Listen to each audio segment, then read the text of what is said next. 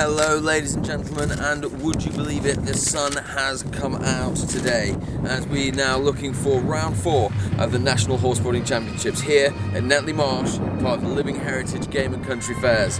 I'm not joined by Rich Hall at the moment. He's our part-time commentator and presenter who can't seem to get here before the morning briefings on a Saturday. Or actually, as it is now, it's Saturday today, so it's Sunday that he'll be doing the briefing. And looking at the current standings for the championships, 5th place we have Chase Me Charlie. Of course, they've only entered one competition so far this year. They've got 7 points. In 4th place we have In It to Win It. They have also only entered one competition this year, and they've got 8 points. And what's interesting with the novice category this event is that the top 3 teams of the novice all have a chance of qualifying up into the intermediate. So Top and Tails, if they get first place this weekend, which they did at their first event, if they get first place this first weekend, they can go into the elite. Pony Express only need 3 points to go into the intermediate, and Bruce's Easily only need 1 point to go into the intermediate. So those 3 teams will be moving up. Now we've got 2 more new teams entering the novice this weekend, called Dead or Alive and Ginger Ninja. So we'll be interested to see what they do. In the intermediate, in 5th place, we've got the Little Devils. We've only managed to see them once this year. They've got 8 points. In 4th place, we have Despicable Minions.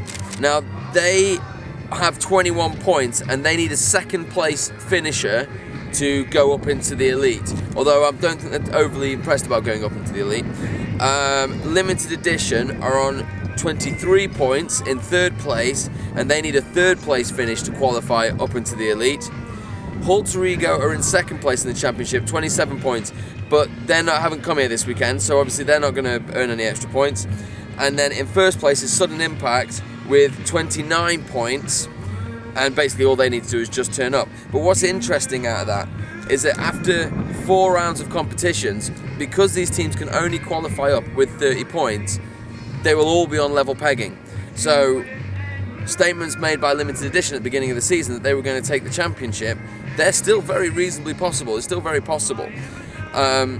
So then we go into the elite, and the elite is also looking quite exciting. In 7th place, we've got Pocket Rocket with 12 points. In 6th place, we've got Consider It Done. They've got 18 points. In 5th place, Bored Senseless, 19 points.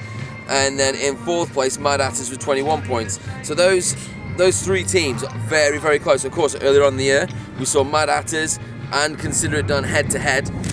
But Mad Hatters have just creeped away just a little bit by 3 points now.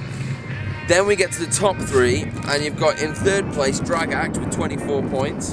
In 2nd place UK Border Force, 25 points. So Drag Act, of course, winning at the last round in Thorsby, and they really jumped up the table from that, and they're looking for more of the same. The jump, which has been added in again this weekend for the elites, seems to really favour that team. Then UK Border Force in 2nd place with 25 points, like I said, and Dead Pigeons in 28 points in 1st place.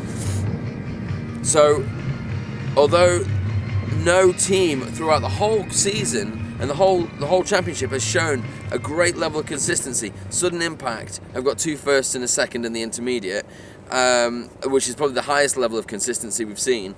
Dead Pigeons have got 1 win and 2 2nd places in the elite. UK Border Force and Drag Act each having a win each, which is nice to see this year instead of seeing Dead Pigeons win every weekend.